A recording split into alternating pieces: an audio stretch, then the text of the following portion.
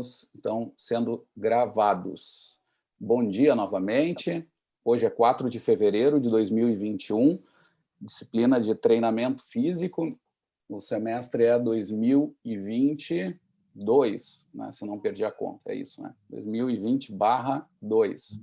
Então, vamos lá, vamos dar sequência. Hoje, o objetivo da aula é nós discutirmos aqui os conceitos iniciais da disciplina. Então, continuarmos no primeiro eixo da disciplina, que envolvem uma definição assim, de terminologia e também uma compreensão de conceitos que são fundamentais sobre o treinamento. Nesse semestre, nós fizemos uma inversão aqui dos métodos, e eu vou retornando para vocês. Eu já disse isso para vocês nos primeiros momentos, assim, no primeiro dia dessa tentativa, e se tem confirmado até agora, tá? O resultado tem sido muito bom, pessoal. Eu queria comentar assim que eu fico muito feliz quando a gente tira alguma barreira de obrigatoriedade ou de simplesmente tratar o aluno como uma tábua rasa e coloca vocês também a produzir o conteúdo, né? E não vir esperar o professor vir mostrar as coisas prontas, né? A gente sabe que isso é óbvio e vocês são de uma época onde isso é muito mais forte. Eu que tenho que me adaptar a esse mundo, né? Pensando assim.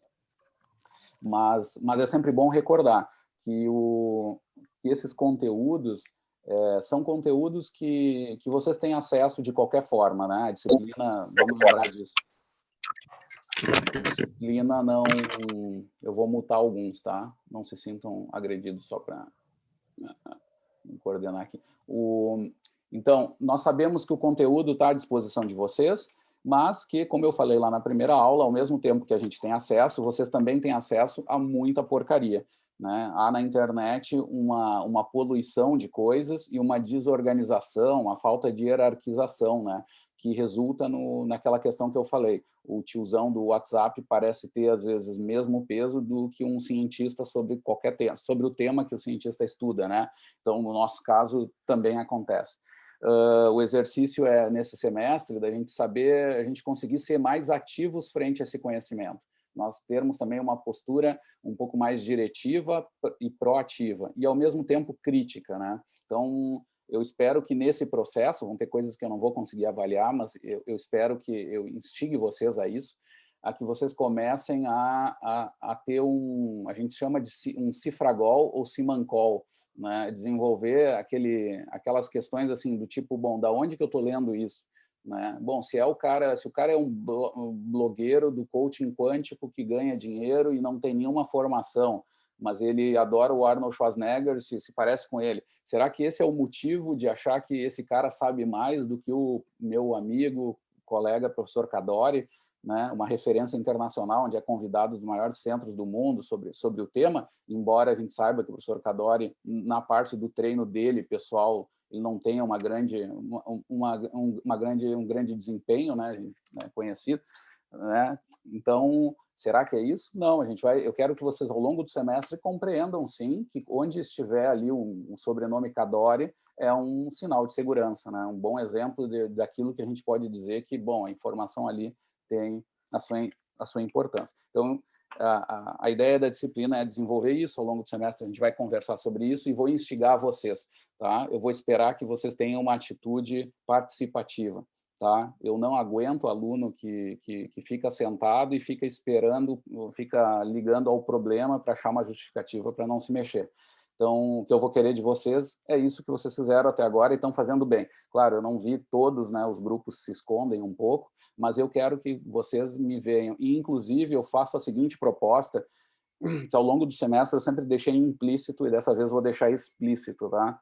O aluno que não tiver interesse de fazer isso, fala comigo, porque eu não estou a fim de perder tempo com o aluno ruim, tá? Então, fiquem bem à vontade para vir falar comigo em separado, que eu não vou ter problema da gente resolver isso de outra forma. Tá? Não vai ser um problema, com certeza.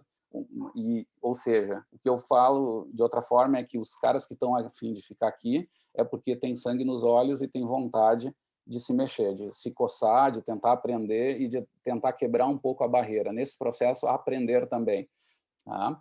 Então, tranquilo, gente. Eu ia falar essas coisas um pouquinho depois, né? Porque senão o pessoal fica meio bravo, parece que está agredindo aqui alguém e tal. Não, a ideia é que a gente se integre e que motive vocês, a gente, a se mexer, a buscar passar do limite de vocês e que vocês aprendam alguma coisa nesse processo, além do que vocês já sabiam, né? Então, compartilhar o que vocês sabem, mas também se colocar nessa atenção, tá? Então, vamos lá. Vamos para a primeira atividade, pessoal. Eu vou só assim, ó, no início de cada aula, vou sempre tentar trazer alguma coisa que eu julgo interessante e, às vezes, o modelo clássico de disciplina não traz.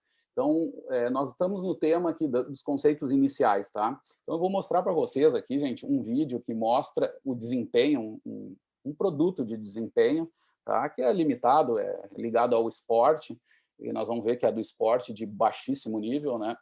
Para não dizer que é o ridículo, né?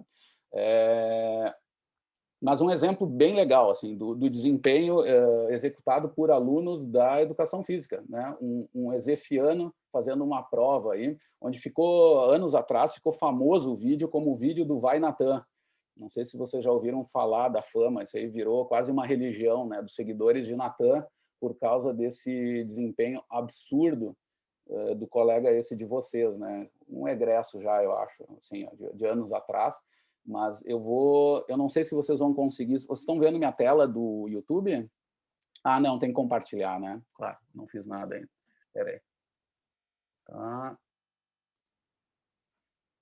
Vão me dando ok aí do lado, se estão vendo ou não a telinha do YouTube. Tá? Agora sim. Tá.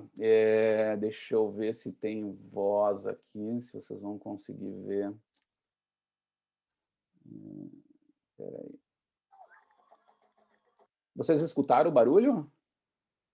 Ah, então tá funcionando. Vejam a pista, é antiga, né? Mas olhem o desempenho. Era uma prova de 400 metros, né? Depois de longos meses de treinamento, né? Os colegas de vocês, no Interbarras, conseguiram mostrar esse desempenho, né? Um deles era o Natan, era o cara que vem se aproximando aqui da reta dos 100 metros para fechar os 400 em primeiro lugar, né? Onde a barra dele ia ganhar muito ponto. Vejam o desempenho do rapaz.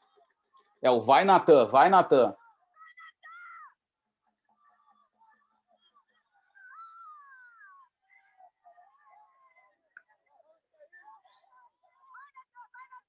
Vai, Natan, não adianta. Legal é o comentário no final, né? Meu, que merda. Tinham bastante empolgação, né, gente? Vejam que é expectativa com desempenho quando ela não se concretiza. Aqui a gente aprende muita coisa, né? O respeito às regras, a galera correndo por cima do outro, alguns cuidando, o cara todo lascado na nossa pista. Era muito legal de correr ali, caía, era bem interessante, né? Corria na lixa, né? Bons tempos. Muito bem, pessoal. Mostrei essa coisinha e agora vamos para a aula. Vou parar de compartilhar aqui. Eu já vou passar para o primeiro grupo, né? O primeiro grupo é da Juliane, Tassiane, Gabriela, Neilson, Gabriel, Alceniro e Fábio. Quem é que assume aí a apresentação desse grupo? A Tassi? Eu assumo. Ah, eu vi a Tassi. Eu vou compartilhar a tela e a gente vai se ajudando. Ah, isso, a Tassi vai compartilhar e eu vou falando, porque eu tô pelo celular, meu computador trava todo. Aí, para não ter chance de travar, ela compartilha a tela. Tá legal, gente. Tudo com vocês, tá? Eu estou abrindo minha tabela aqui de controle dos trabalhos e vou cronometrar também. Só para ter um controle de tempo. Quanto tempo a gente tem? É 10 minutos? É livre, tá? Que não passe 10 minutos também, tá? Mas tá, é livre. Eu vou botar o meu relógio aqui só para não me estender. Então, tá. Nós temos dois conceitos sobre treinamento e overreaching. Treinamento tem vários... Nós temos vários termos que podem chegar ao treinamento. Porém, a gente entende que o treinamento, ele se dá que a gente entende ele como atividades realizadas num determinado período de tempo, em quais elas devem ser organizadas, sistematizadas, e além de serem compreendidas pelos seus executores, de forma que elas podem ser avaliadas de forma objetiva, podendo ser realizada por qualquer indivíduo de acordo com a sua capacidade. Qualquer indivíduo tem capacidade de aptidão física para treinamento dentro das suas possibilidades. A gente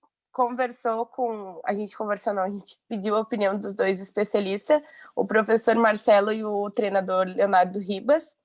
E para o professor Marcelo, o treinamento consiste em uma intervenção composta por ações corporais e mentais, organizadas de forma sistematizada, que desafiam a nossa homeostase, visando o objetivo de ser atingido em um determinado momento.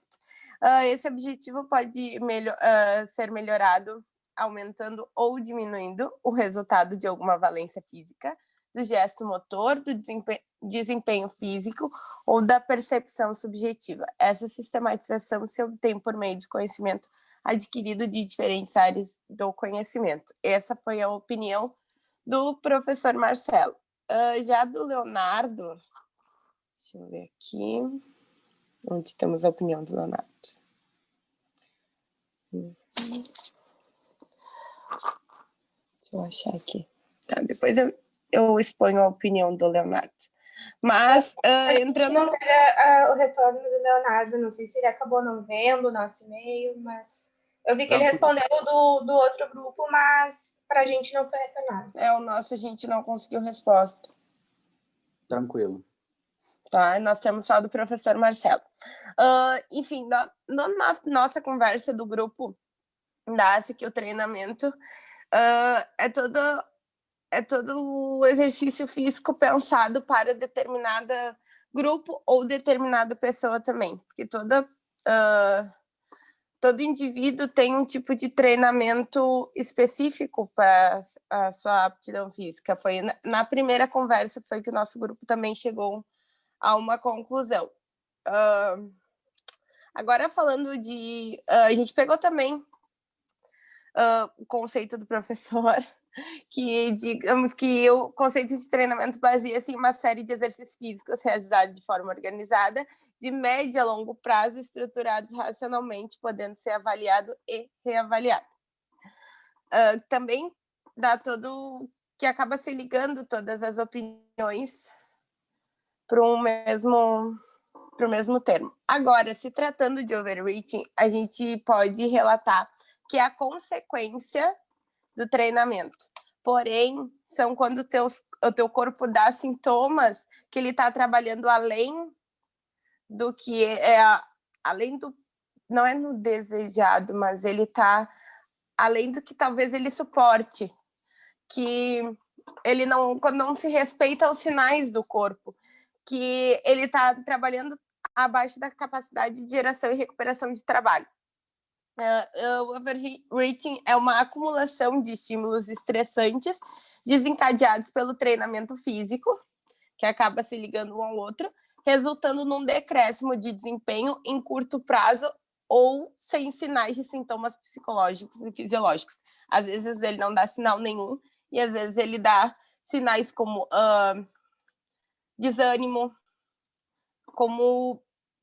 são sinais bem leves, assim, que eles seriam pré-overtraining, quando o teu corpo já não responde mais aos estímulos do treinamento. Às vezes ele pode ser confundido com cansaço também. Então, exatamente, como fadiga. É importante que o profissional de educação física esteja atentos a esses sintomas, né, para que ele não seja confundido, porque ele pode se caracterizar como um pré-overtraining e, enfim, as consequências serem maiores, a capacidade, quando a pessoa ela consegue recuperar, né, desde que ela tenha adequado a alimentação, adequado o treino, desde que ela tenha feito as adequações necessárias para que essa situação seja revertida antes de chegar num estado de overtraining. E a recuperação é fácil, a gente só precisa de algum tempo de repouso, a redução da carga de treino, adequação nutricional, o aumento da ingestão de água durante o treino, que a gente precisa de uma hidratação adequada, também ajuda nessa recuperação. Em poucos dias, os sinais fisiológicos eles se normalizam e a gente já pode voltar ao estado normal de treinamento, mas assim, os sinais eles vêm como um aumento da frequência cardíaca até em repouso, pode ser, e o retorno mais lento da frequência para os níveis quando se termina o exercício. A gente vai expor aqui a opinião do professor Marcelo, que o overreaching consiste em uma série de adaptações fisiológicas, mecânicas e até mesmo subjetivas, desencadeadas pelo treinamento físico ou por alguma sessão de treinamento e que acarretam a diminuição momentânea do desempenho. Após um período, o indivíduo consegue recuperar seu desempenho ou até melhorá-lo. É o que a gente falou.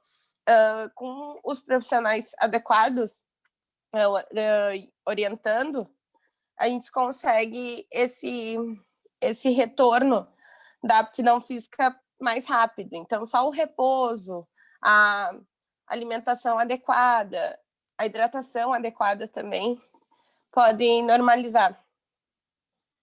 Isso que o overreaching e o treinamento, eles são diretamente ligados, por isso os nossos dois termos foram mais tranquilos da gente conversar e achar as definições. E, por enquanto, aí o sono também. O sono, ele ajuda muito nessa recuperação. A boa alimentação, a hidratação, o repouso e o sono são diretamente ligados para uma boa recuperação de treinamento quando acontece o overreaching, para não chegar ao overtraining, que daí os prejuízos são bem maiores. Então, acho que, não sei se a Tassi quer completar com mais alguma coisa. Por enquanto, do nosso grupo é isto. É isso aí. Muito bem, gurias. Parabéns. Deu ali um pouquinho menos de 8 minutos, está ótimo, tá? Então, fiquem tranquilos. Algo em torno de 5, 10 minutos, tá? Para os outros grupos, tá ótimo. Que a gente não passe muito de 10 também, para não atrapalhar o andamento da disciplina. Eu queria só dizer assim, ó, Juliane, parabéns, tá? Assim, não era para ter preparado mesmo, e eu notei que vocês não tinham uma fala decorada nem nada, e não era mesmo, mas eu gostei que tu foi tentando explicar, tá? Mesmo que não fique aquela beleza de, ó, coisa tudo cantado, mas eu notei que tu tentou fazer resumos, assim, do conteúdo, tentou pegar o que achava mais interessante, alguns pontos, tá ótimo, tá? É isso aí. Ficou legal. Tassi, também, muito legal ali o aprofundamento sobre o overreaching. Sim, são dois temas super importantes, a gente vai ver ao longo do semestre, e até vou dizer para vocês que é um dos grandes desafios nos métodos, é entender quando o meu aluno está em overreaching, porque as condições são muito diferentes, né? Em flexibilidade nem acontece esse elemento, porque não tem nada energético, mas quando a gente fala de força e resistência e velocidade, são aspectos que a gente tem que considerar sempre, né? O que eu só adicionaria aqui, gente, de coisas assim que são importantes de entender, primeiro, assim, vocês trouxeram muito bem, né? É um elemento anterior ao overtraining, né? Mas a priori ele não é errado. O overtraining, sim, quando aparece overtraining, a gente tem certeza que muita coisa aconteceu de errado, né? E não é só uma coisa. Como vocês falaram ali, o overheating já vai mostrando, inclusive o controle do overheating, ele é melhor feito quando eu considero também, eu controlo melhor as questões de sono, alimentação, a recuperação e, claro, o treinamento, que é o que a gente mais está falando aqui. Mas o que eu queria dizer para vocês? O overtraining, as alunas deixaram bem claro, é algo que não tem dúvida, é errado. Overheating não é assim. Nós temos uma subdivisão que alguns autores trazem, que é o overheating funcional e o overheating não funcional. Tá? E eles têm esse tempo também, também tem essa temporalidade, né, dessas coisas. Então, o meu aluno sempre vai entrar primeiro, quando ele entra, né, em overheating, é uma fase funcional. Ela dura de 1 ou 2 semanas, e essas características que vocês falaram. O aluno aparece um pouco cansado, ele diminui, às vezes, o desempenho, não é, né? Ele começa a ter alguma queda de rendimento um pouco geral, vai ser mais uma coisa ou outra, ou às vezes as duas juntas, mas isso vai aparecer. O que acontece nessa fase? Isso é comum quando o atleta diz, eu estou me sentindo muito pesado essa semana, meu treino de força está me deixando lento na pista, Isso é comum, o atleta, ao longo do ano, ele passar por essas fases, onde ele se sente mais travado, e é onde as cargas estão relativamente altas, e a recuperação não está completa. Mas, como bem disseram as gurias, não significa que é um erro. São cargas cumulativas que geram essa condição. Mas, claro, que aí a gente já vê uma coisa, né? É uma situação arriscada, né? Porque, assim, para a saúde, nem sempre é bem-vindo deixar meu aluno passar 1 ou 2 semanas cansado, travado, né? Porque eu quero ele bem para o dia a dia. Então, é algo a se discutir. Agora, de qualquer jeito, o que eu quero deixar de mensagem inicial aqui, depois a gente vai se aprofundar mais, é que o overheating é uma estratégia para treinos mais avançados. Então, uma dica que eu dou agora, de início, é o seguinte: o cara que é iniciante, evitem overheating. O aluno iniciante tem janelas de treino muito grandes, então ele provavelmente não vai precisar passar por essa condição ainda. Ele vai ter boas adaptações sem precisar do overheating, né? Ele vai conseguir fazer aquelas curvas de adaptação, que depois a gente vai ver mais em detalhe o que é essa supercompensação, outro grupo vai apresentar, mas a gente vai ver que não vai ser necessário passar por isso. Agora, para alunos avançados, onde eles têm uma certa efeito teto, que a gente chama, onde a janela de treino é muito pequena, muitas vezes eu preciso dar cargas mais cumulativas. Aí o overheating vai ser uma boa estratégia. O treinador mais avançado ele vai poder se utilizar disso. Mas, de novo, bem controlado, porque nós estamos arriscando, né? Esse aluno, se permanecer por mais de 2 semanas esse cansaço, etc., é muito ruim. E aí a dica que eu dou, que eu vou repetir 1000 vezes, é que para controlar isso, eu preciso controlar cargas de treino, eu preciso periodizar minhas cargas, eu preciso saber o que eu estou fazendo, não posso chegar na aula e querer fazer o que eu penso, e sim seguindo uma determinada organização, para prever essas situações. Muito bem. O conceito de treino também está muito legal, eu vi que vocês pegaram o meu também, engloba todos aí os elementos principais que a gente precisa ter para treino, né? Sempre tentando lembrar, gente, que assim, é o nosso pulo do gato. Eu vi que ali no comentário do especialista, que está corretíssimo, mas claro, ele começa falando ali da questão da homeostase, né? Bom, quando eu tenho quebra de homeostase, isso é exercício, né? Quando eu falo em treino, eu preciso ter sempre o médio e longo prazo. Eu tenho que pensar nessa quebra de homeostase em repetições, a longo prazo. Esse é o grande desafio do treinamento, né? Mas está correto, porque na mesma frase dizia isso também ali, mas temos que lembrar sempre disso. Quando eu tenho coisas agudas, elas não são o carro-chefe do treinamento, são passos anteriores que eu tenho que saber. Claro, eu tenho que saber o que acontece com o meu aluno na sessão, né? Eu dei o treino, eu tenho que saber como é que é isso que a gente aprende em fisiologia. Mas o treinamento físico vai usar essas ferramentas, essas informações para entender o que é essencial do treino, que é o que me acontece há 2, 3 meses, daqui 6 meses, daqui 1 ano, e por aí vai. Tá? Feito, pessoal, dei meus comentários, vamos para o próximo grupo, para parar de falar. Parabéns, tá? E depois eu vou passar alguma dica, depois ao longo aí da aula eu vou falando, eu espero que outros grupos usem também. Vamos para o grupo 2, que é Isabel, Matheus, Thaís, André, Henrique, Luiz e Lucas. Quem apresenta? Sim, sou eu, professor. Eu vou compartilhar aqui a tela. Tudo contigo, Deixa tá? eu Vou zerar aqui. Deixa eu ver como é que faz isso, que eu não sei, estou sabendo. O botãozinho Eu achei que eu sabia. Ah, tranquilo. Foi? Sim. Tá, agora. Foi. Então tá. Agora temos um probleminha. Pronto. Tá. Bom, então o nosso grupo ali é formado pelo André, pelo Henrique, por mim, pela Luíse, pelo Lucas, Matheus e a Thaís. Tá, deixa eu botar aqui a imagenzinha do nosso post aqui. Vou abrir ela que fica melhor. Bom, os termos que a gente ficou de pesquisar foram o de desempenho e o de adaptação. A gente trouxe, então, de acordo com as nossas pesquisas ali. Deixa eu ver. Opa, meu Deus, eu não estou sabendo mexer nisso aqui, não. Desculpa. Peraí. Tá. Meu Deus. Tá bom. Então, a gente traz no nosso post algumas visões de autores sobre esses dois conceitos e a relação deles entre si com a educação física, que acaba ficando bem clara.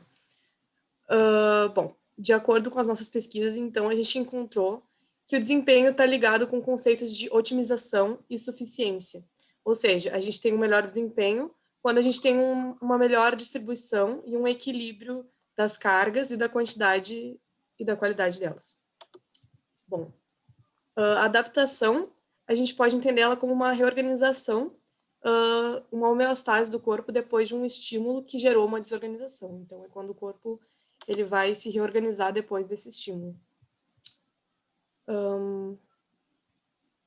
A gente também trouxe que a adaptação vai depender do estímulo que foi gerado.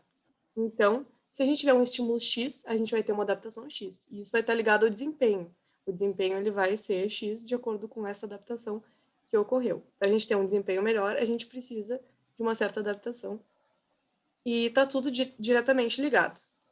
Aí a gente traz um exemplo mais prático, que é o da corrida. Um atleta de corrida ele vai treinar em condições submáximas. Isso seria o estímulo, então, né?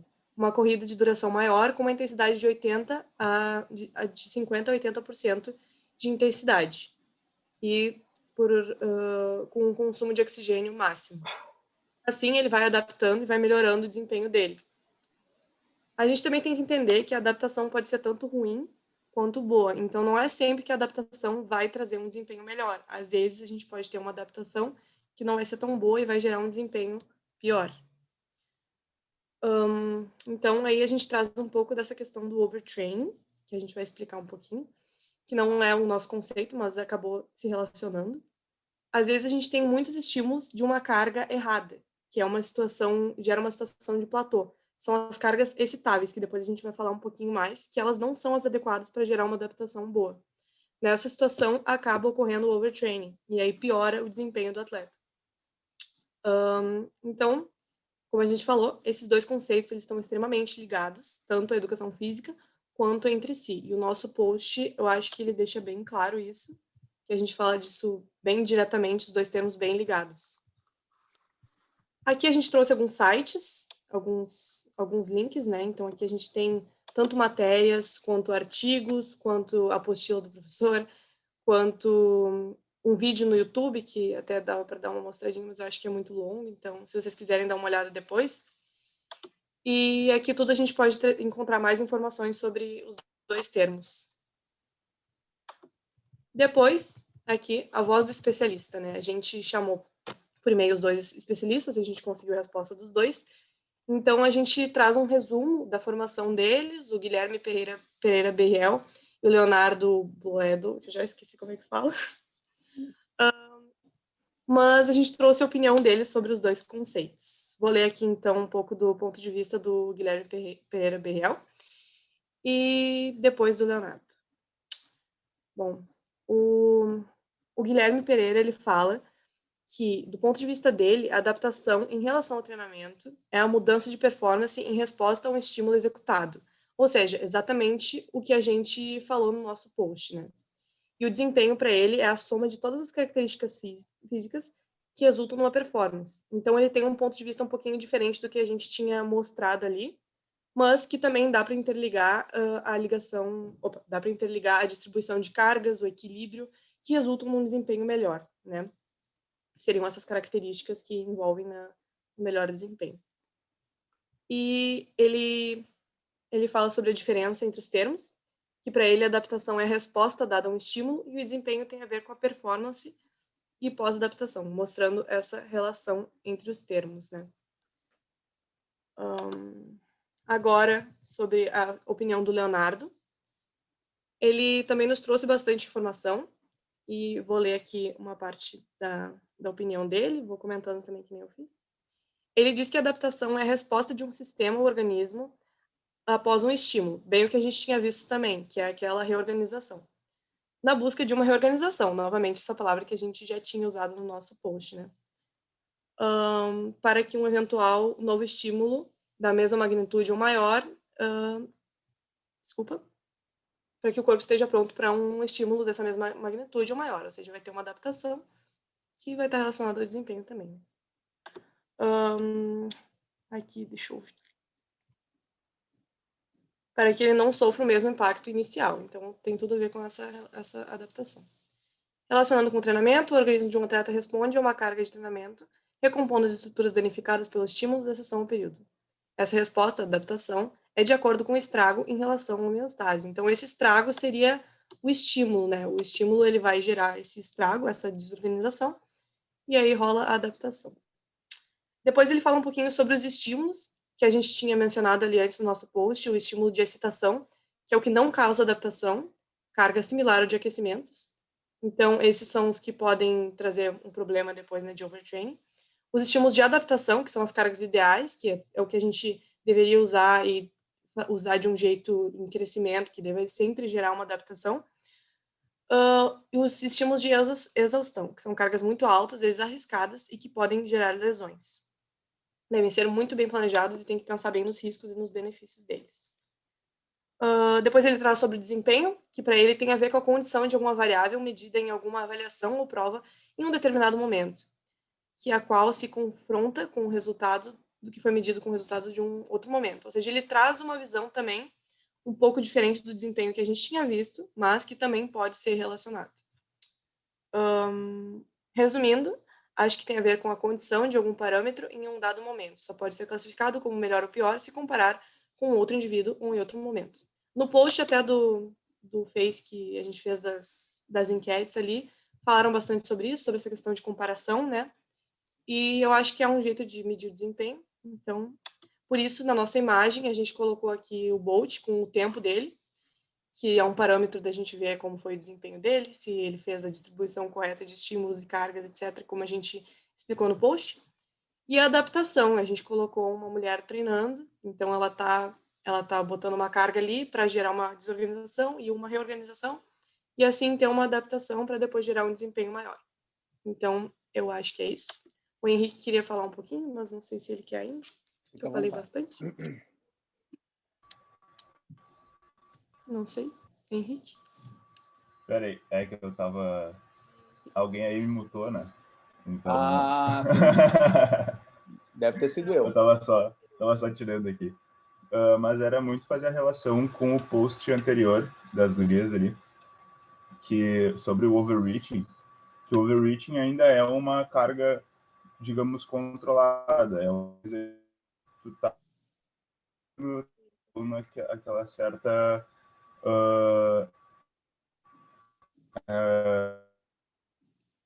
Acho que tá dando uma travada. Mas o que eu vou falar um pouquinho, acho só, então. Ele só queria fazer o link com o grupo das gurias anterior, né, que traz a questão do overreaching, que pode estar relacionado também com o nosso overtraining que a gente falou. Deixa eu ver o que ele tinha dito no grupo aqui. Boa estratégia. Podem usar, tá? Fica tranquilo, estamos com tempo. Henrique, se tu quiser falar no grupo, eu falo para ti. Bota áudio, abre o áudio dele. Aqui a tecnologia é total.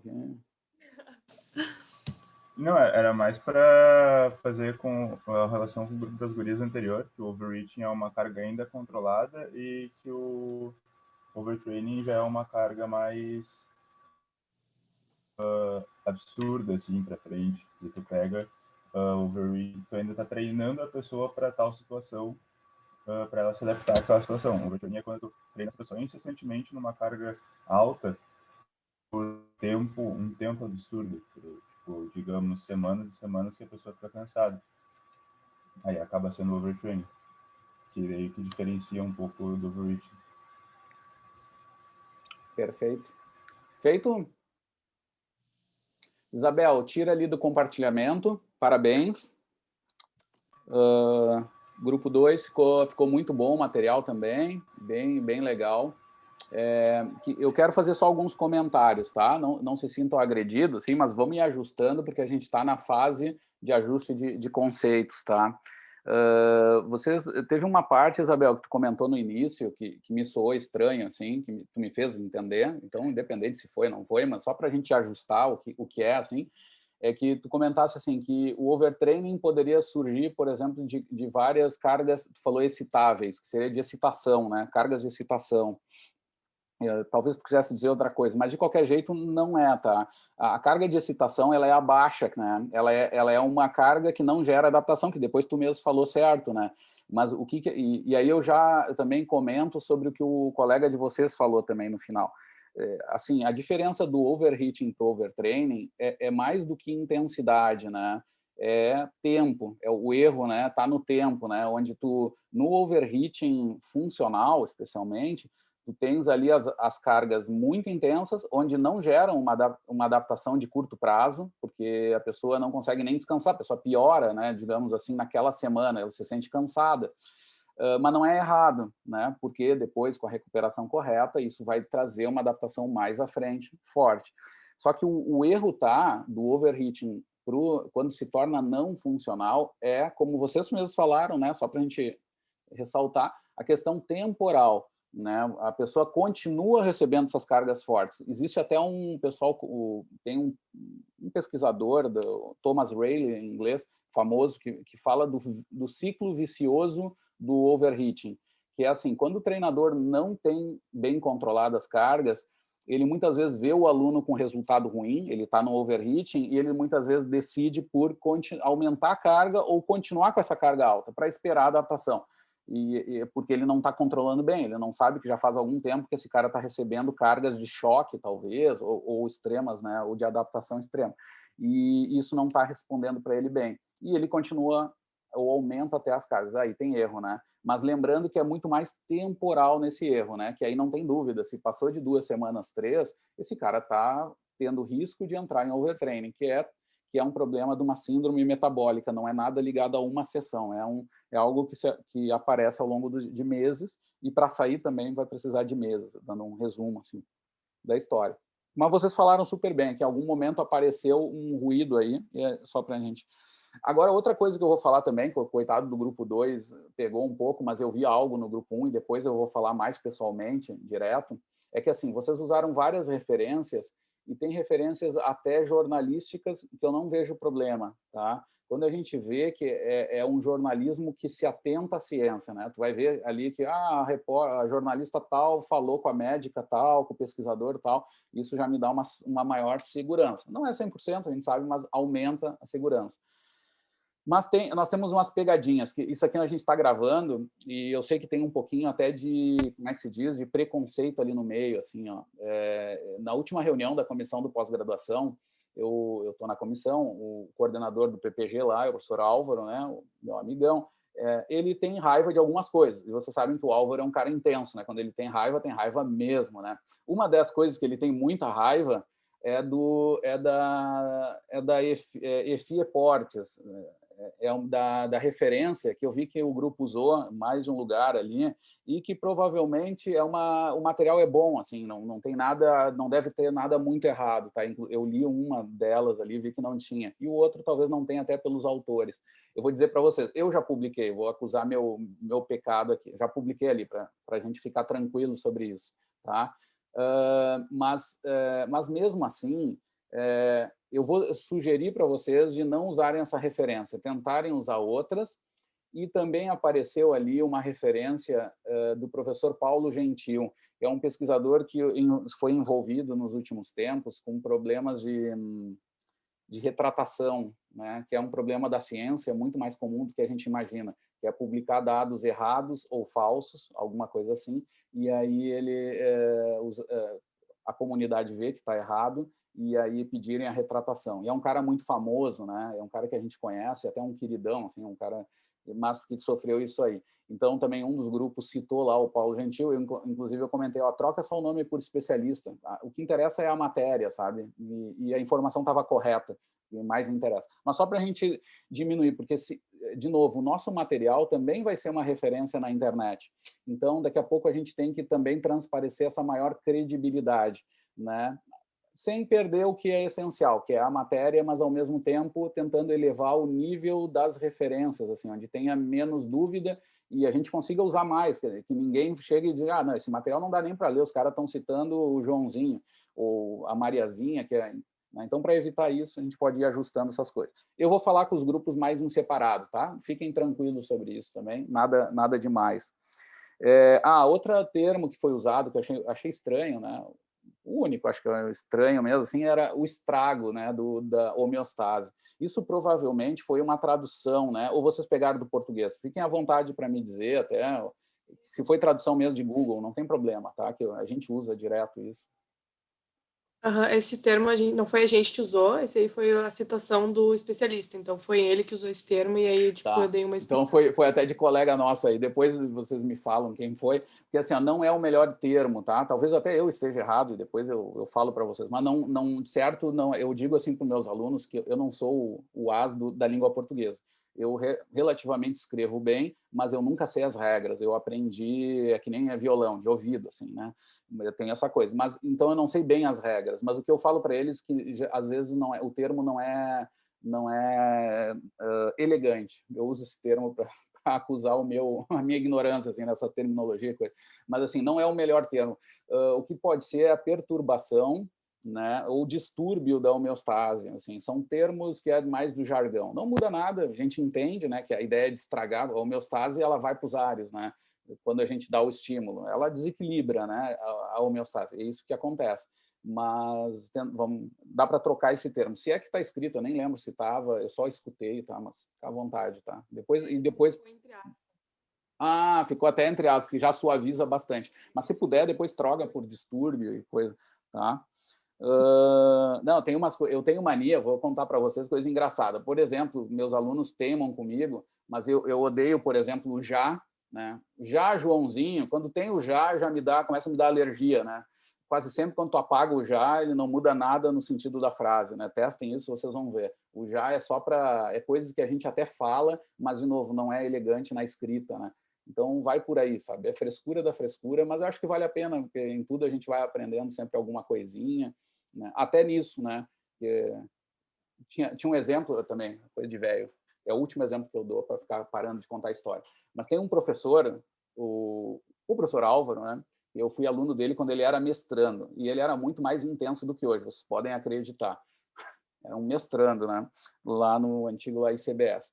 E ele falava o seguinte, que o cara do direito falava o direitês, o médico falava o mediquês e o professor de educação física falava o chinelês. Eu acho que essa piada ele parou de contar ao longo dos anos, essa historinha ele parou de contar ao longo dos anos. Mas é isso, eu digo para vocês, é uma estratégia nossa também, ir melhorando sempre, né, a linguagem, porque isso aí nos fortalece também como área, né? Feito, pessoal, vou parar de falar aqui, vamos para o próximo grupo 3. Oi, professor. Está me ouvindo? Ingrid, Ricardo e Edilene. Sim, diga. Eu vou introduzir, depois o Bruno ou o Daniel vão dar uma continuada, tá? Eu só não vou ligar a câmera porque senão a minha internet trava um pouquinho. Perfeito, tá? Tranquilo, Edilene. Certo, então a gente vai falar sobre intensidade e volume. O Bruno vai compartilhar a tela ali para nós. Tá funcionando? A gente... Tá, acho que tá. Vocês estão vendo? Sim, tá ok. Então, intensidade e volume, né? Antes da gente falar sobre esses conceitos, é importante a gente saber que são componentes da carga de treinamento, na qual a gente usa esses dois componentes para um controle no treino, né? É um estímulo capaz de alterar o grau do esforço durante o treinamento.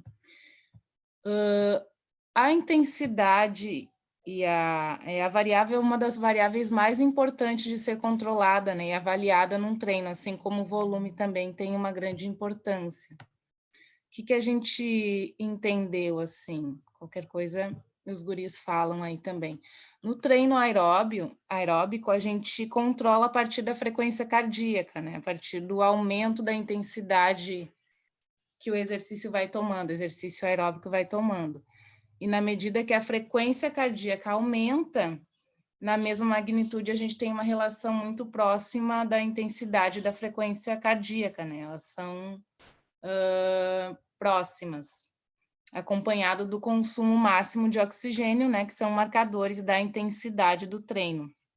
No aeróbico, por exemplo, se eu estou numa caminhada e eu dou um sprint, eu tenho uma maior intensidade, uma maior frequência cardíaca.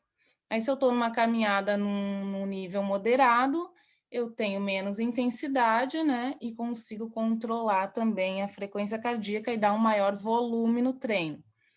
Então, o volume, se eu tenho um maior volume, eu tenho menor intensidade. Se eu tenho maior intensidade, eu tenho menos volume.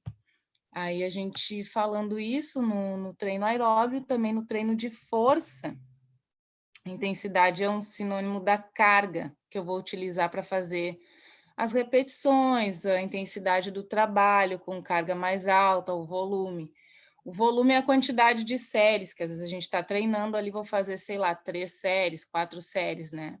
E a carga seria o peso que a gente está usando nisso, a quantidade que eu estou levantando, né, de peso, que pode ser controlado num exercício ou na sessão inteira de treinamento.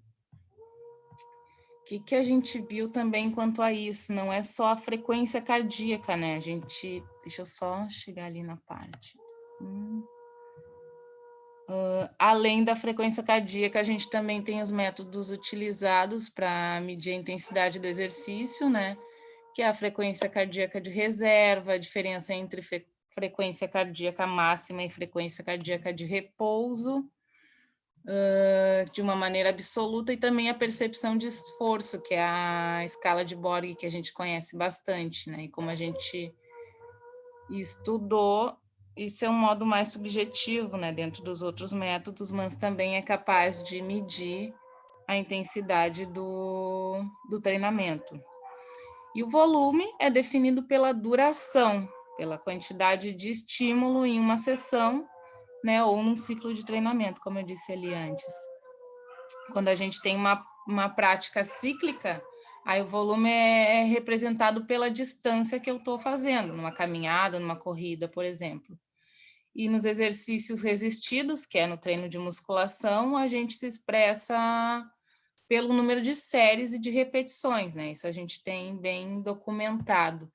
E uma coisa interessante que a gente viu com o especialista, a gente convidou o professor Roney, aí a gente fez a transcrição ali, ele fala sobre algo que é muito documentado, ele colocou uma pergunta assim, que é: qual o volume de séries ou treino de sessão adequados para que a gente tenha um incremento maior de força muscular?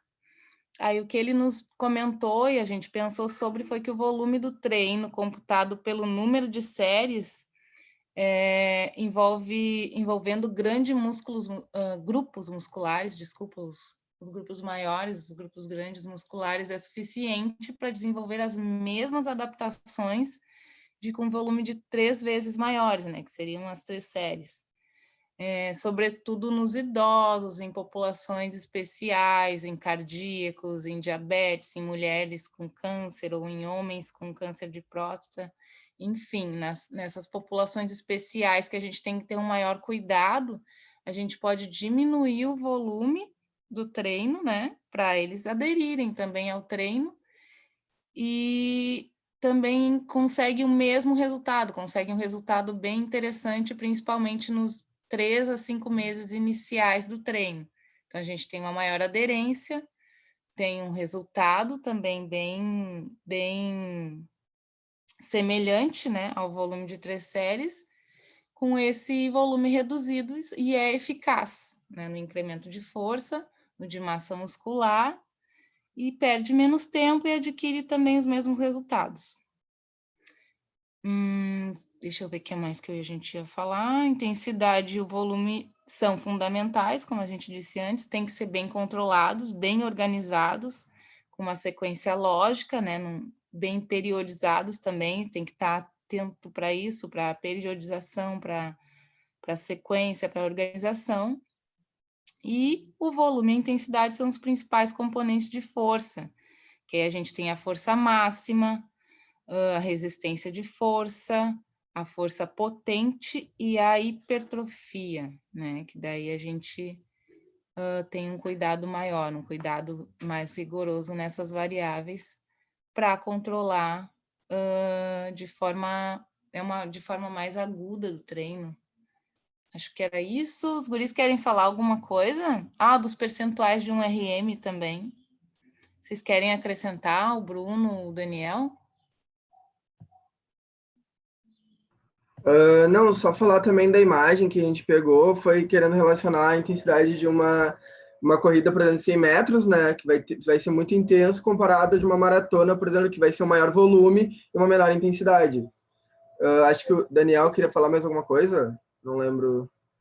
Eu ia só fazer explicar um pouquinho mais ali sobre quando a gente define a intensidade, que eu estava lendo, eu achei bem importante pontuar isso, que existe uma maneira mais absoluta de pontuar, de definir a intensidade, e uma maneira mais subjetiva. Quando a gente fala de uma maneira mais absoluta, é quando a gente pega a frequência cardíaca, e ali a gente falou sobre a frequência cardíaca de reserva, né? E a gente vê que é o ponto, tipo, o teu corpo, ele tá mostrando que é essa intensidade, tá? E quando a gente pega a escala de Borg, a gente fala que é um modo mais subjetivo. E eu tava lendo algumas coisas, eu tava lendo alguns artigos e tudo mais, e eu vi que essa questão de ser mais subjetivo é porque, normalmente, quando tu pega um indivíduo treinado, ele tem um pouco mais de noção do nível da intensidade do exercício. Pega um indivíduo mais destreinado, pô, qualquer coisa que tu for fazer para ele, sei lá, um indivíduo sedentário, tu for botar a escala de Borg para ele, qualquer coisa vai ser muito pesado, muito intenso para ele. Então, o que eu vi é que, tipo, a escala de Borg, ela funciona, ela é um pouco mais vantajosa ou mais clara quando tu pega um indivíduo treinado que tem já a noção da intensidade dele, do limite dele, da onde ele pode ir. Para indivíduo destreinado já é um pouquinho mais complicado de avaliar, que é diferente da maneira absoluta ali, que é quando a gente pega os volumes da frequência cardíaca. Daí é óbvio, a gente vai calcular, a gente vê que está sendo intenso para ele, porque a frequência cardíaca dele está mostrando isso. Então, era só esse ponto que eu queria mostrar mesmo. Não sei se meus colegas querem falar mais alguma coisa, mas acho que era isso, professor.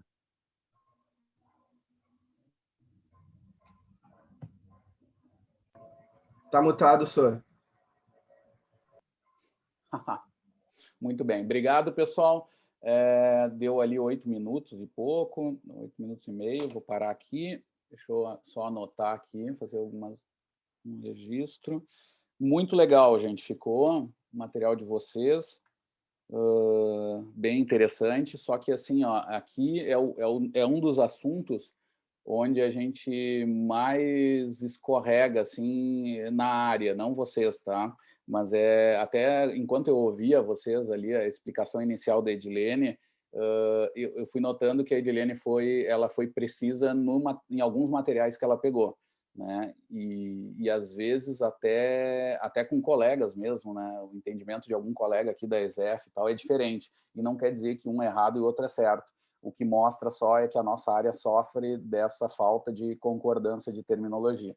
Então, aqui é um dos momentos da disciplina que eu sou mais, digamos, autoritário, assim, para dizer, olha, gente, existem vários conceitos, mas infelizmente nós vamos ter que usar um para poder conversar aqui entre nós, tá? E aí não tem mais dúvida a partir daqui, e inclusive, assim, ó, no material que a gente for pegar, tá? Porque, de novo, é fácil pegar material, né? Mas, claro, agora a gente tem a responsabilidade de ter uma coerência interna também entre o que a gente produz aqui entre nós, né? E, na medida do possível, até nas referências, mas isso é mais difícil, né? Porque as referências são muito variadas, mas pelo menos entre nós.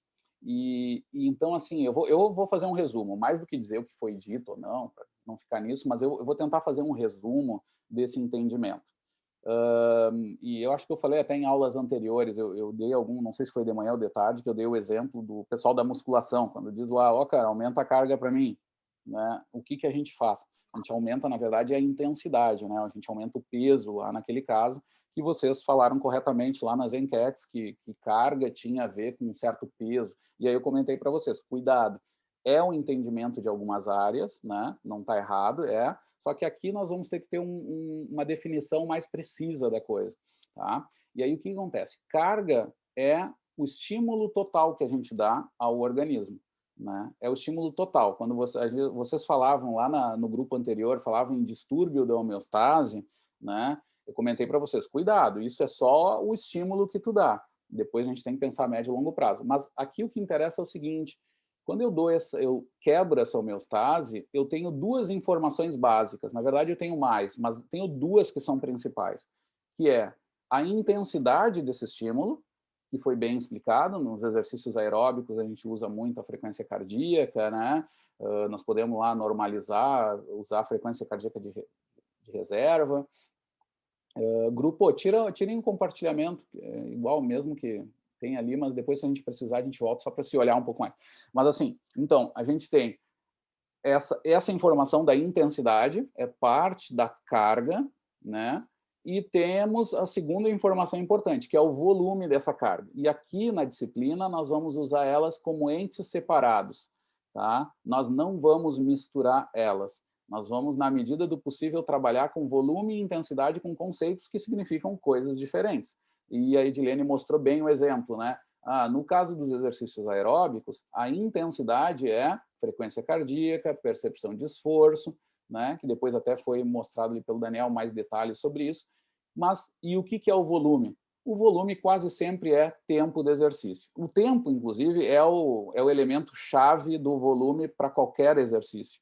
Tá? Só que, claro, a gente não usa sempre ele com o aluno, assim, na prática, né? Então, por exemplo, na musculação, a gente usa repetições e séries. Elas envolvem tempo, obviamente. Se tu for fazer 15 repetições é uma coisa, se tu for fazer 8 é outra, né? Depende do tempo também da execução, mas de forma geral ele vai implicar sobre um tempo maior.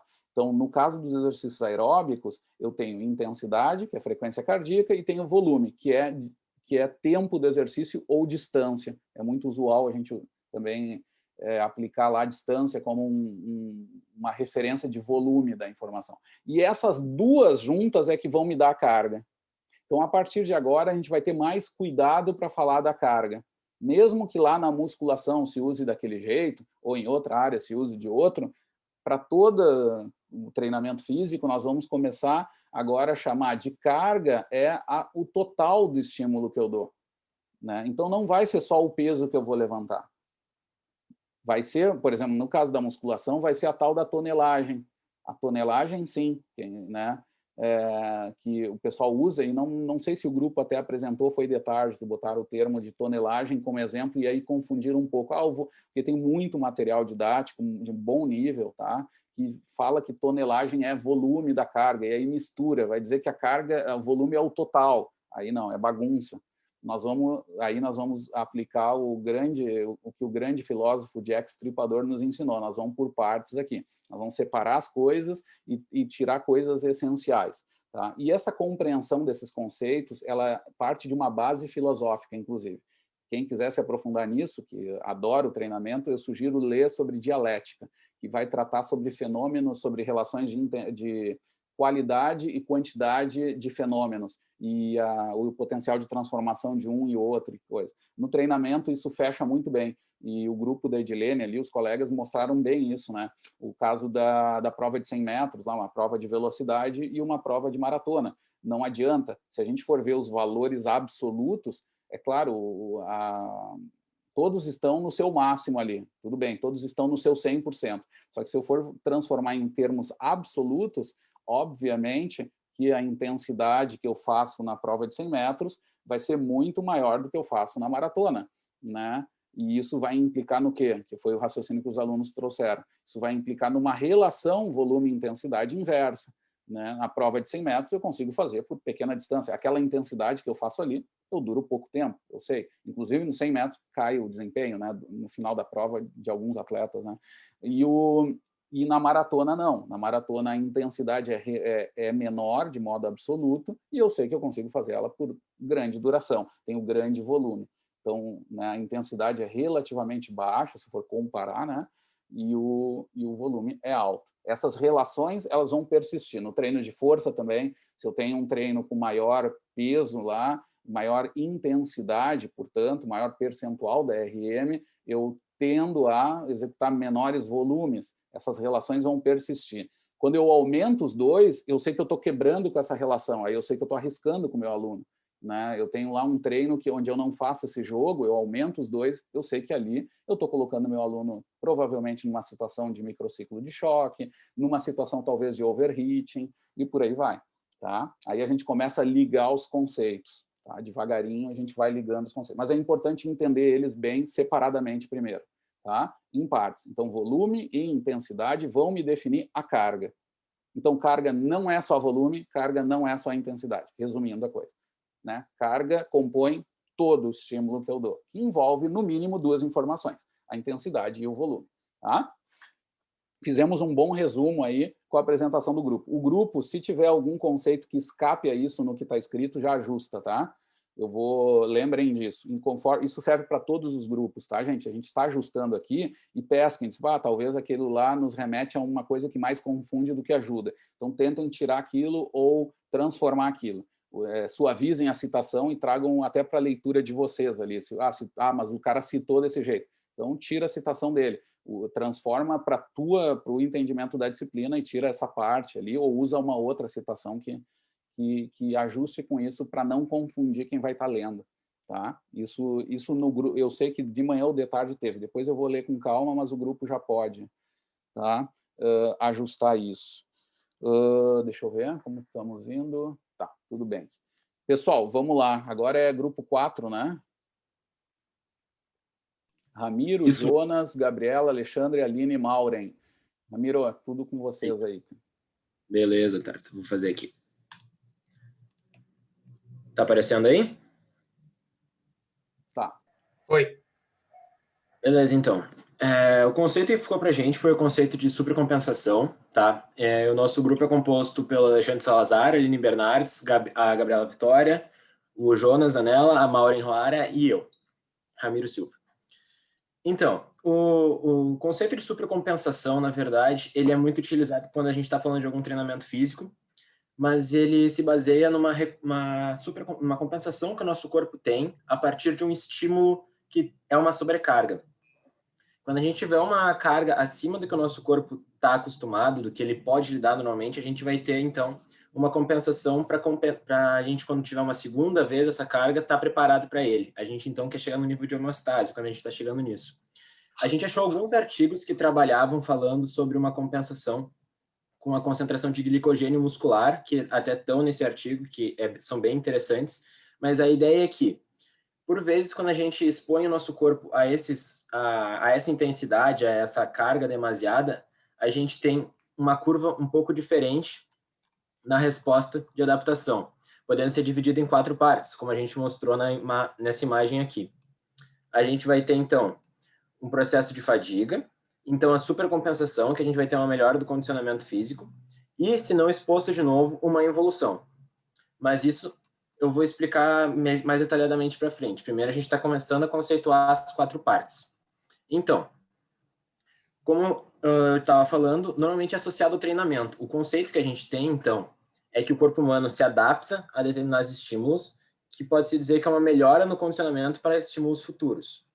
Por vezes, a gente encontra na literatura como um tipo de treinamento a supercompensação, mas acaba caindo para a mesma ideia, onde fala na periodização, que está baseado no princípio de supercompensação, quando o corpo recebe uma sobrecarga, que é um estímulo maior que a capacidade naquele momento. Assim, a gente vai consumir a energia que a gente tem, mas a reposição de reservas energéticas vai ser feita acima da anterior. Quando a gente perguntou, então, ao pesquisador, a gente entrou em contato com o professor Eduardo Cadori, e o que ele nos disse foi: a supercompensação é a resposta adaptativa a um estímulo em um determinado tecido, que se comporta de maneira a se sobrepor aos níveis anteriores ao estímulo. Isso pode ocorrer em determinados substratos, como, por exemplo, nível de glicogênio muscular, ou em componente de aptidão física, como a força máxima. Ambos respondem de maneira a reduzir os níveis imediatamente após o estímulo, mas respondem se sobrepondo aos níveis basais após a recuperação. Então, no caso, a gente vai ter esse estímulo, e depois a gente vai estar alcançando, numa homeostase, um nível um pouco maior do basal que a gente tinha, e se não exposto a esse estímulo novamente, a gente vai ter uma queda no nosso desempenho. Quando a gente foi perguntar ao treinador, a gente teve uma visão um tanto quanto interessante, porque ele abordou uma ideia da supercompensação, mostrando que para esportes coletivos ela acaba sendo não tão interessante, que era um outro conceito que a gente ia abordar depois. Eu achei que é muito interessante que o pesquisador comentou sobre a gente trabalhar com a forma individual, ser um tipo de treinamento, ser adaptação, e quando a gente falou com um treinador de esporte coletivo, ele comentou que é muito difícil tu conseguir fazer isso com um grande grupo, porque cada pessoa, pelo princípio da individualidade, acaba representando e tendo respostas diferentes. Alguns vão responder de um jeito mais rápido, uma recuperação mais rápida, outros vão demorar mais tempo, e mesmo assim, se a gente pegasse gêmeos univitelinos, a gente teria também respostas diferentes pelo princípio da individualidade.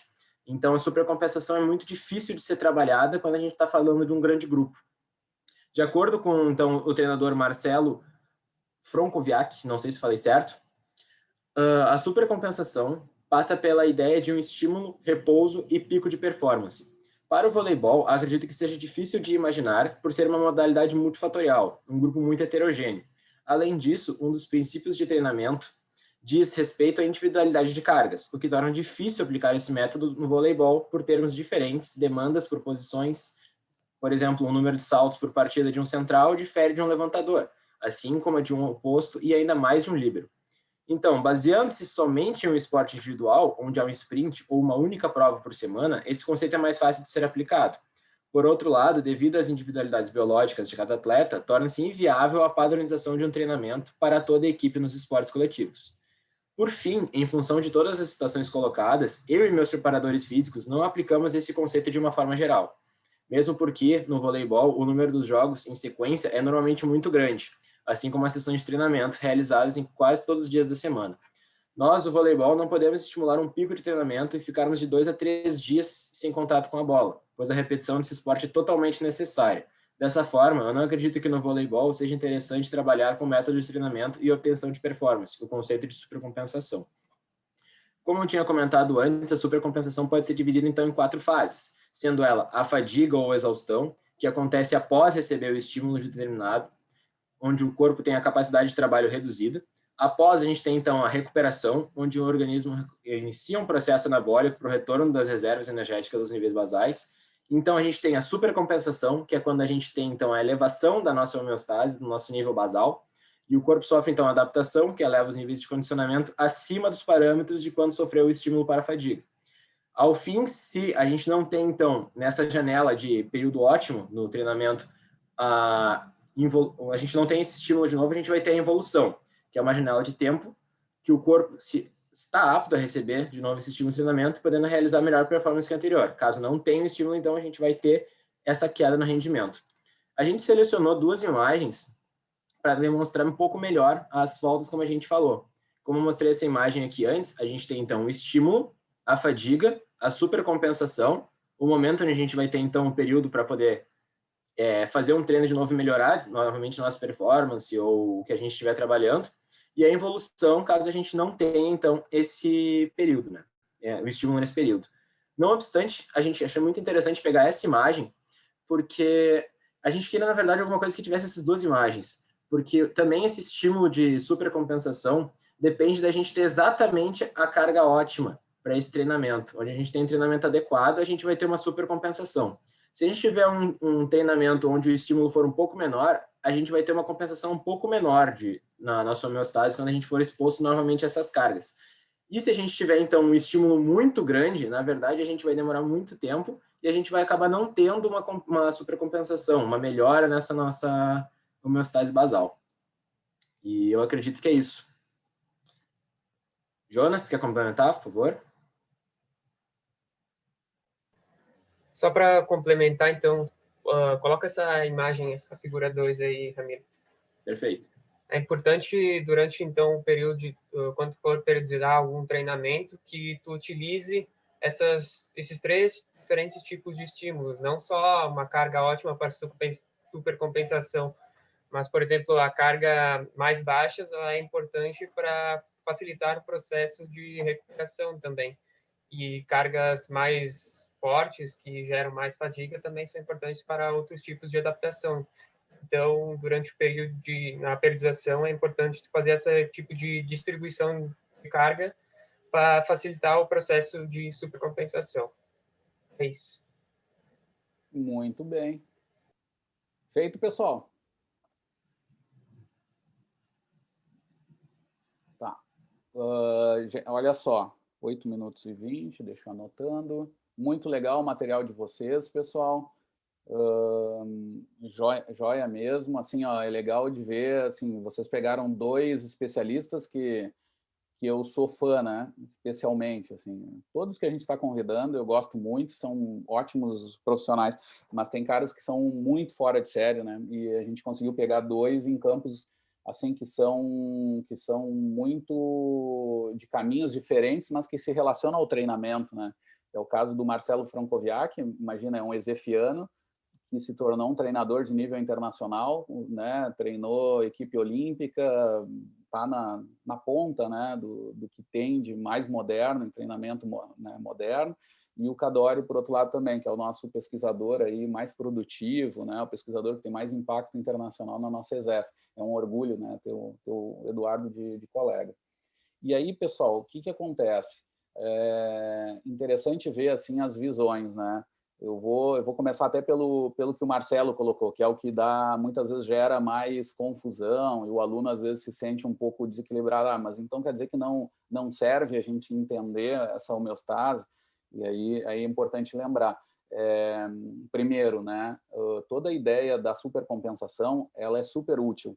Ela tem um caráter pedagógico, inclusive. Hoje, ela é assim, ó, é como, eu vou dar um caso paralelo, tá? Teoria das pontes cruzadas, né? Até hoje, ela nunca foi testada objetivamente para ver se é verdade ou não, tá? Eu vou dar o caso para vocês. Não tem estudos biofísicos, estão se aproximando de algo para conseguir confirmar essa teoria. O que vocês aprendem em fisiologia é uma bela hipótese. Tem várias evidências que mostram que essa hipótese tem muito sentido, porque as contas fecham naquele método, mas que se exista mesmo é difícil. E a mesma coisa da supercompensação. Tem várias situações de treino que não é muito claro isso, né? E quando a gente fala do treinamento de alto nível, onde as adaptações às vezes são muito pequenas, né? E a diferença do cara que ganha para aquele que perde é extremamente complicada, é complexa, né? Porque envolve não só fatores biológicos, como é a supercompensação aqui, é um olhar biológico sobre a adaptação. Mas a gente sabe que para ganhar uma prova, eu vou colocar assim, eu vou colocar até numa condição mais simples, um cara do salto em altura, onde a gente sabe que é muito mais controlado. A supercompensação, inclusive, aparece, tá, nesses casos. Mas mesmo assim, quem vai vencer a prova é muito difícil, né? Olha, lembrem do caso do saltador com vara brasileiro da última Olimpíada, que ele quebrou o francês psicologicamente quando fez aquela estratégia agressiva e conseguiu desequilibrar o cara. E o cara não estava acostumado, é uma coisa louca, assim, de falar, parece até piada, mas o cara não estava preparado para alguém que saltasse perto dele, e aí ele não conseguiu mais saltar, né? E isso, ou seja, o desempenho ele é muito mais complexo. Agora, do ponto de vista biológico, ele é extremamente útil entender isso, porque ainda é a melhor hipótese que a gente tem para adaptação. Qualquer outra que mostre o cara, vou dar o caso do vôlei, tá? Vou dar um caso que a gente pode entender essa parte biológica mais forte, que é um Gilson mão de pilão. Esse é meio antigo, Marcelo Negrão, tudo da minha época, né? Sei lá quem é os caras bons aí, mas pegar um cara que é diferencial, o Wallace da vida, tá? Que tem aquele desempenho. Entre outras coisas, ele salta muito alto e ele tem uma técnica que é evidentemente um pouco diferente da dos outros, como ele ataca. Tudo aquilo que ele chegou a fazer aquilo lá, até hoje a melhor hipótese que se tem é da supercompensação. Houve ali um processo que é muito complexo, porque ele já atingiu aquele nível há alguns anos, e agora o que ele faz é ondulações daquilo ali. E o desempenho dele ondula mesmo, oscila, né? Então, queira ou não queira, ainda a ideia da supercompensação é a melhor ideia, tá? Mesmo que seja extremamente difícil de visualizar, e a gente traduz um pouco o que o Marcelo nos coloca, né? Mesmo que seja extremamente difícil de quantificar isso e observar no mundo real. O Marcelo trabalha muito com o meu doutorando, Guilherme Berriel. Eu converso mais com o Berriel no dia a dia aqui de laboratório. E ele me comenta que ele não consegue fazer cargas de treino muito específico. Por exemplo, a gente está agora trabalhando na submissão de um artigo que trata da pliometria de 4 semanas. E vários autores nos reclamando, vários revisores, editores nos dizendo, não, mas é impossível, pliometria de 4 semanas é pouco. Sim, mas aí a gente está respondendo, cara, tu não vive um mundo real do vôlei. Assim, ó, todo o pessoal do vôlei de nível profissional, não é na formação, que aí tem o caso dos cubanos, que é uma história bem diferente, né? Mostram que os caras não conseguem fazer mais do que 4 semanas. Né? Então, esse papo de que é curto é porque tu não está no mundo real do vôlei, né? Então, aí que é a conversa do mundo do alto nível com a ciência também. A ciência também ter um pouquinho de humildade para entender realmente o mundo real do dia a dia do treino de alto nível, daqueles grupos, né, que se está estudando. Isso é só um exemplo, tá? O alto nível parece que é algo melhor do que o resto. Não, é só um grupo muito específico. Isso se aplica para outras realidades, né? A gente tentar entender também dentro das realidades. Vi que alguém está levantando o braço. Adriano, diga. Uma coisa que é interessante, acho que para complementar essa discussão aí que tu citou do vôlei, é que muitas vezes, dependendo do nível da equipe, essa periodização muda também. Por exemplo, uma equipe que tem a tendência de chegar mais longe no campeonato vai conseguir botar um ciclo de força mais longo, né? Porque não precisa estar sempre na ponta dos cascos ali. E ainda mais como a Superliga é dividida, né? Pontos corridos e playoffs. E uma equipe intermediária ou de nível mais baixo vai sempre precisar estar na ponta dos cascos toda semana, porque todo jogo é uma final. Então isso é interessante também de perceber, até tu consegue perceber no jogo como ele está rolando, que essas equipes mais fortes, SADA, SESI, antigamente o SESI, não agora, né? Taubaté, os jogadores ficam naquele peso maior para saltar por mais tempo, e as outras equipes, os caras estão sempre saltando muito, dando muito forte na bola. Isso é interessante também de se perceber. Ah, legal. É isso aí, mas a dica fica, agora o Adriano trouxe outro exemplo, um detalhamento sobre o mundo real ali, que funciona para a Superliga de vôlei, né? E mesmo para aquele mundo ali, varia só no tipo de budget que eles têm, que é uma coisa importante para eles no início do ano. Quanto nós vamos ter em milhões lá, as primeiras, eles até calculam desempenho nisso, né? Na verdade, o nível de análise de desempenho sério mesmo no esporte ali do vôlei de alto nível, eu aprendi com o BRL também, é simplesmente ver o seguinte, o quanto eles ganham de dinheiro e em que posição eles chegam no final do ano, né? E o BRL, por exemplo, tem uma marca muito boa nisso, né? As equipes que ele pegou, a equipe de Juiz de Fora também, que é da Universidade Federal de Juiz de Fora, que é aquele exemplo que eu acho que eu já comentei, talvez no semestre anterior, mas que nós vamos falar muito esse semestre, que é um exemplo de como fazer esporte de alto nível dentro da universidade, né? Mostra assim que eles estão sempre muito bem. Os caras sempre, por quê? Porque eles ficam numa posição bem superior em relação ao dinheiro que eles recebem. E tudo isso vai implicar em possibilidades de treino e o uso da ciência bem feito, né? Mas essa conversa tem que ser feita sempre, né? Por isso que ouvir os treinadores é muito importante, mas fazer o ping-pong, né? Isso é importante também, né? Até para entender essas coisas, que daqui a pouco tem caras que pegam lá a revista que nem se fazia uns anos atrás com o método de treino do Arnold Schwarzenegger, um monte de gente querendo copiar, ficou famoso também, o Marcelo Negrão, não, era o outro, era o nadador, o nosso medalhista de prata, que se descobriu o treino dele e girava com um monte de nadador e não tinha nada a ver, os caras em fases diferentes, ele tinha certas características, né? Não lembro, o nosso velocista lá, o nadador, mas tá. Então essas coisas tem que se cuidar muito, assim, e principalmente, só que uma coisa importante que a gente vê em grandes treinadores, preparadores físicos, é a base do treinamento bem feito. Mesmo com uma experiência, os caras sujando, entendendo a realidade e sendo muito inteligente naquela realidade, estudando muito, né? A gente vê os casos que não é por acaso dos portugueses chegando aqui, tu ouve eles falando, eles sempre repetem numa coisa lá, eles estudam muito também, cada vez mais a bola não entra por acaso na rede, por mais que se tente falar outras coisas, né? Então, isso é importante. Mas voltando para o assunto, pessoal, aqui, então, foi bem colocado aqui a supercompensação, essa ideia toda organizada, tá? Há sempre fatores de discussão, por exemplo, na figura ali, tem uma condição que tinha ali uma marca sobre fadiga, né?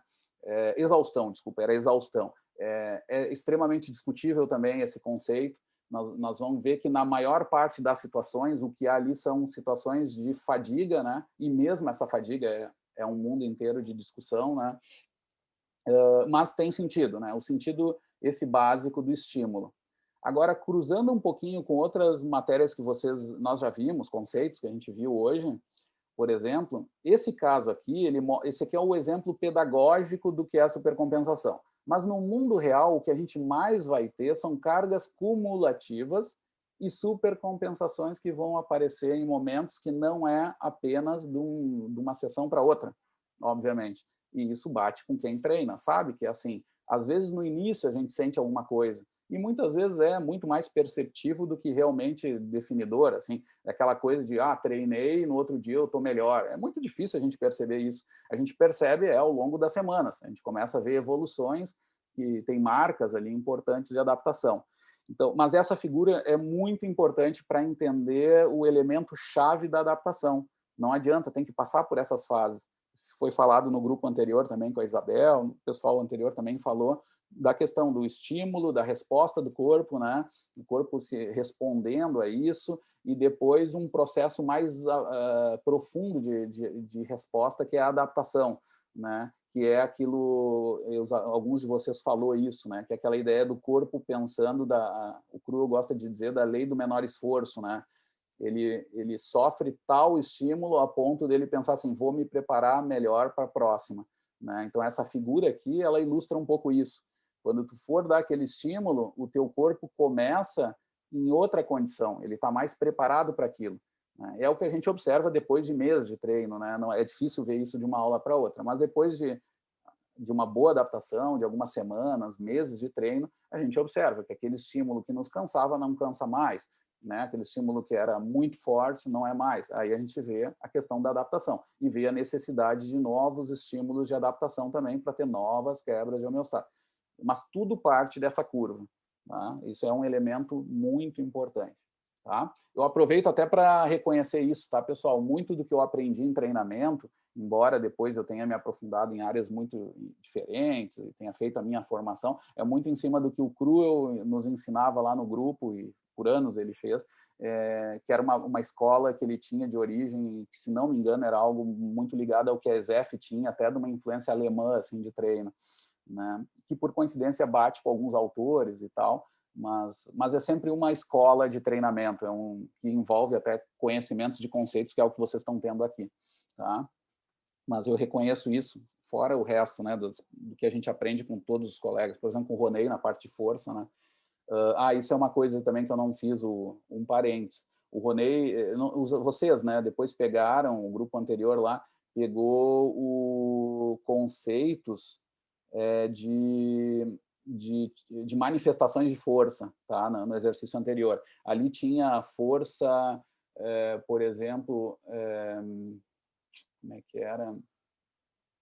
Resistiva, acho que não me lembro bem como é que é o termo. Mas assim, a gente vai cuidar, tá? Depois na disciplina nós vamos usar termos que são um pouquinho diferentes, tá? Sobre treino de força. Então nós vamos ter que estar ajustando isso para falar a linguagem do treinamento, né?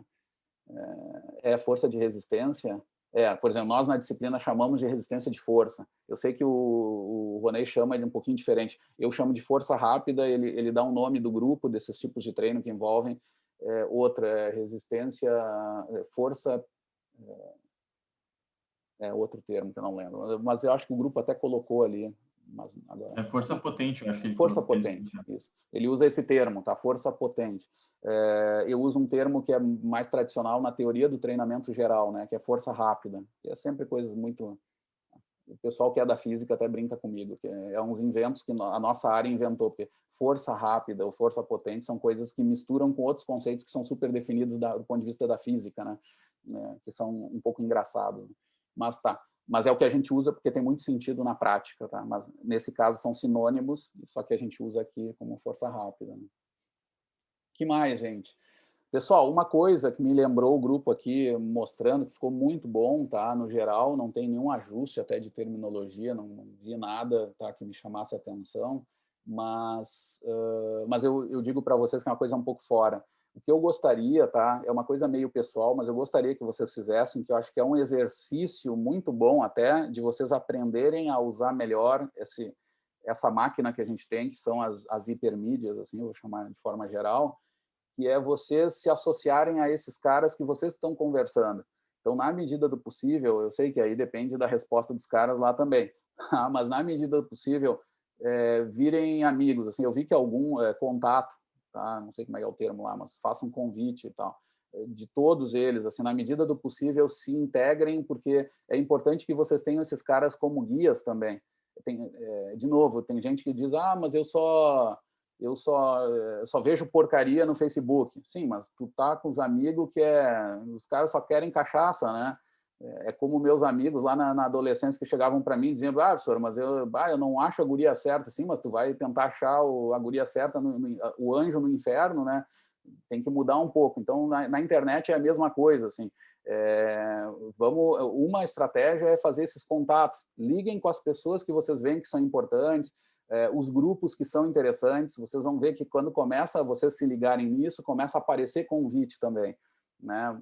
E vocês sabem melhor do que eu, a rede faz essas redes de conexão e depende um pouco de vocês. Vocês têm que ser ativos nisso também, tá? E tem como fazer as bolhas que são muito mais sadias, né? Então, uma dessas tarefa que eu vou dar é essa aí. Se enviem convites para todos esses especialistas que eu mandei. Na medida do possível, pegou o nome, manda. Eu vi que alguns grupos tiveram dificuldade de achar o contato, achei muito estranho, porque eles estão no Facebook, tá? Mas a dica que eu dou é: enviem os convites, sigam essas pessoas, tá? Sigam esses especialistas e outros que vocês verem, tá? Professores mesmo da URGS, essas coisas. Façam essa ligação, porque vocês vão ter mais chance de estar recebendo coisas que podem ser interessantes, mas também liguem no texto. Eu vi assim que alguns não usaram bem, assim, agora aqui eu não estou vendo direito, por Eduardo Cadore eu vi que está negritado, mas eu não sei se ele está linkado, tá? Então, na medida do possível, mesmo que tenha link de currículo, tudo assim, deixem essas coisas ligadas, tá? Diga, Ramiro. O Edu não tem Face. Tem esse problema. O professor Cruel também não. É difícil, assim. Né?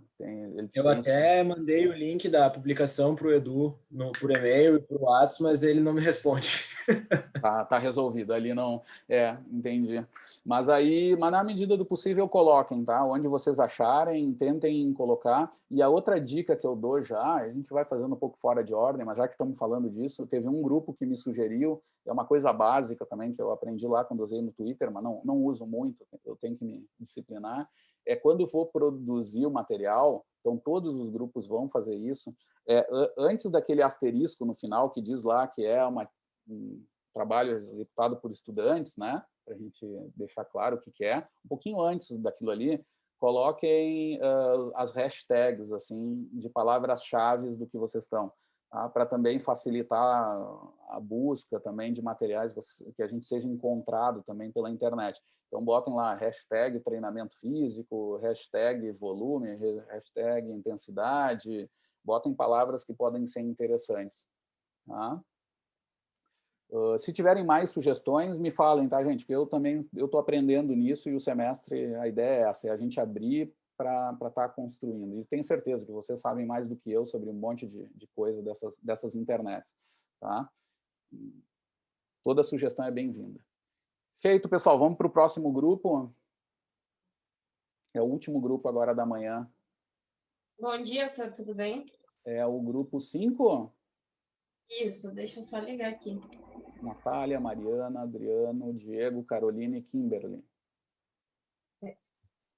Tudo com vocês. Tá, vou começar, senhor. A gente recebeu o tema de carga e as pessoas que compõem o grupo são Adriano Bittencourt, eu, Carolina Silveira, Diego Barbosa, Kimberly Gonçalves, Mariana Estrel e a Natália Ferreira. Foi feito dia 1º de fevereiro de 2021. A carga de treinamento é um estímulo que é utilizado para alterar o grau de esforço físico, gerando alterações no organismo, né, homeostase. Essa carga pode ser definida como carga externa e interna. A carga externa é um estímulo realizado durante os treinos e competição. A carga interna é uma resposta fisiológica e também psicológica. Então, um exemplo é o levantamento de peso olímpico, né? Onde a carga externa na competição tem a ver com a intensidade, porque é o que chega máximo do RM, né? Mais perto do RM, e a carga interna é a resposta fisiológica do ATP-CP. Então, quanto mais rápido for a ativação, melhor vai ser o desempenho.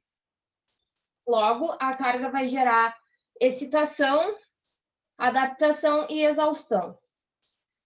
A carga externa também tem muito a ver com volume, não somente com intensidade, é um conjunto, né? E a questão da adaptação de carga é necessário, é feito, porque quando se faz um treinamento periodizado, é necessário que tenha uma recuperação para gerar essa adaptação. E lembrando que a adaptação ela é reversível. Por isso que o treino, quando ele é interrompido, feito muito tempo depois, se volta para os níveis iniciais de aptidão física. Eu peguei alguns sites da internet, PubMed, que a gente pode achar artigos sobre carga, e algumas páginas no Instagram, que é o The Lab Performance, que é bem bom. O cara fala sobre carga, treinamento endurance, né? O professor Bernardo, ele vende curso, ele também é muito bom, ele tem uma página no Telegram, daí tu entra lá e ele envia vários artigos. E o Transformance, que é aqui de Porto Alegre, e preparação física e alta performance para atletas e não atletas. Agora, sobre a voz do especialista. Para o treinador Onésimo Melo, estímulo é a ação que perturba o equilíbrio interno. Normalmente vem do meio externo, ao corpo humano, para o interno, fisiológico, na forma de ações motoras causadas por contrações musculares variadas. Para ele, o conceito de carga interna é a alteração da situação da homeostase, equilíbrio, como forma de resposta ao estímulo dado pela carga externa, que, quando causa desequilíbrio na medida certa, causa uma adaptação para suportar e talvez superar um novo estímulo de igual magnitude. Já a carga externa é o referencial externo ao fisiológico, ou seja, fora do corpo, que pode ser medido e quantificado por um observador. Muitas vezes manifestado na forma de velocidade, força, potência, resistência e técnica. Para Leonardo Ribas, professor e treinador da Sojipa, pesquisador do Grupo Locomotion, mecânica e energética da locomoção terrestre e mestrando do programa de pós-graduação em ciências do movimento humano da URGS, carga é a causa que provoca as alterações de adaptação no organismo do esportista, é denominada carga de treinamento. São os estímulos dados pelo treinamento, e carga interna e externa são. De forma bem simples, sem referendar, carga externa basicamente é o treinamento feito pelo atleta, tem um determinado volume, uma determinada intensidade, pausa, densidade. A carga interna é quais as mudanças internas o sujeito vai sofrer com a aplicação da carga externa. Essas mudanças podem ser físicas, fisiológicas, metabólicas, psicológicas e mentais. Para Edson Soares da Silva, professor de Educação Física na Universidade Federal do Rio Grande do Sul, especialista em biomecânica na PUC, pesquisador do Grupo Locomotion, Escola de Educação Física, da Escola de Educação Física. O conceito de carga aplicada ao treinamento físico está relacionado com o estímulo, uma variável, que pode ser manipulado para obter uma resposta de treinamento desejada. Essas cargas externas são estímulos físicos associados à organização e ao plano de treinamento. As respostas psicofisiológicas a essas cargas externas são conhecidas como cargas internas. Um exemplo de carga externa no treinamento de corrida são a velocidade e o tempo de intervalo. E uma das principais cargas internas na corrida é a percepção subjetiva de esforço, que a gente até pegou um artigo sobre e botou lá, monitoramento de carga de treinamento, a percepção subjetiva de esforço, que é a PCE, se é um método confiável. Ainda falta muitos estudos sobre, mas é um método que é baixo custo e é percepção da pessoa sobre o treino. Então, partindo dos conceitos e opiniões apresentadas, concluímos que é necessário que tenhamos uma boa organização para poder controlar as variáveis de treinamento, a fim de melhorar o que os profissionais do movimento devem compreender os diferentes conceitos para que possam equilibrar e monitorar as demandas de treinamento dos seus alunos e atletas, respeitando principalmente o tempo de adaptação de cada indivíduo. Feito. A imagem. Essa daqui é a imagem. Daí, carga externa, que tem a ver com volume e intensidade. E a carga interna, que é as respostas fisiológicas e também psicológicas do organismo. Isso, agora sim. Muito bem, Caroline. Legal, parabéns. Excelente material também, ficou bem legal. Eu tenho um baita preconceito com o pessoal que organiza esses cursos, tá? Provavelmente são muito bons, tá? Provavelmente são muito bons. Mas o guia nosso, tá? De critério de se é bom ou não é o preconceito do professor, obviamente. É outra coisa, é o fato mesmo, assim. Eles são ligados a universidades, né? Isso é uma coisa, tá? Quando vem só da prática, também e de novo, também é interessante, mas aqui na disciplina a gente vai tentar, porque inclusive eu trouxe aqui a gente estava falando do Marcelo Francoviat, que é um cara da prática, né? Mas, claro, um exefiano que participa do grupo de pesquisa. Mas, de qualquer jeito, o critério vai ser sempre esse. Tem um selo de qualidade, né? Então, fiquem tranquilos. Eu nem sei se é bom ou não, mas eu levanto isso porque isso vai ser o nosso critério que eu quero que vocês desenvolvam. Esse cara vende muito curso. Vocês sabem que... Eu vou dar não é o caso aqui do grupo da Carol, tá? Estou dando um exemplo. Mas, assim, ó... é um cara que vende muito curso, é muito bom, mudou o meu jeito de pensar o treino de força e tal. Legal. Onde for necessário entrar essa mensagem do cara da prática, é legal para cruzar as coisas. Agora, claro, o nosso guia, o que nós vamos tentar achar se esse cara, além disso tudo, ele está em algum grupo de pesquisa, ele publicou em algum lugar que tem alguma... Né, que não é o EFI Deporte lá, que, de novo, eu já publiquei ali, mas eu sei que o que está ali publicado por mim não tem uma chancela boa, porque não tem um sistema de avaliação por pares tão sério, tá? Então, isso não é para mim, tá? Estou falando como critério geral, assim. Esse é um cuidado. Mas vamos lá, vamos falar do conteúdo. Eu queria lembrar isso, porque vai me saltando as coisas, a gente vai lembrando para os próximos trabalhos, para cada vez ir a gente escolhendo outras ferramentas. E como está acabando a aula, eu vou tentar ser bem sucinto. Eu vou mandar pelo WhatsApp, tá? E vai estar no Moodle também. Lembrando, todos os nossos materiais de base estão no Moodle, tá? E todos estão sendo colocados no WhatsApp, tá? Lembrem disso. Tá? Agora, a segunda tarefa para vocês, que eu vou querer até a próxima aula, que é terça-feira, é que cada grupo faça um comentário em outro grupo, tá? E é assim, o grupo 1 vai fazer do grupo 2, o grupo 2 vai fazer do grupo 3 e assim por diante. Se quiserem fazer mais comentários, não tem problema. Eu estou anotando até quem está comentando mais, tá? Isso tudo está sendo avaliado. Mas essa parte vai ser obrigatória. Cada grupo vai fazer disso. E o grupo 5, lá, o último grupo, vai comentar o grupo 1, tá? Para fechar o ciclo todo. Eu vou colocar no WhatsApp um exemplo de comentário, tá? Mas não usem os mesmos, só o texto, assim, o que é legal de colocar? É fazer um comentário do que vocês mais gostaram, tá?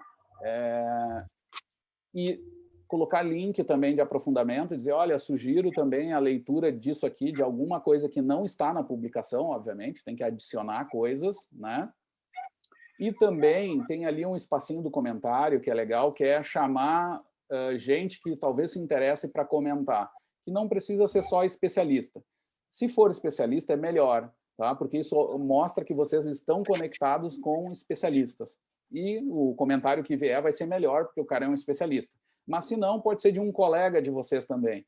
Tá? E aí solicitem que ele faça algum comentário. Aí tem ali uma ideia, de, olha, Joãozinho, e aí tá com aquele jeito que está marcado, está linkado, cara.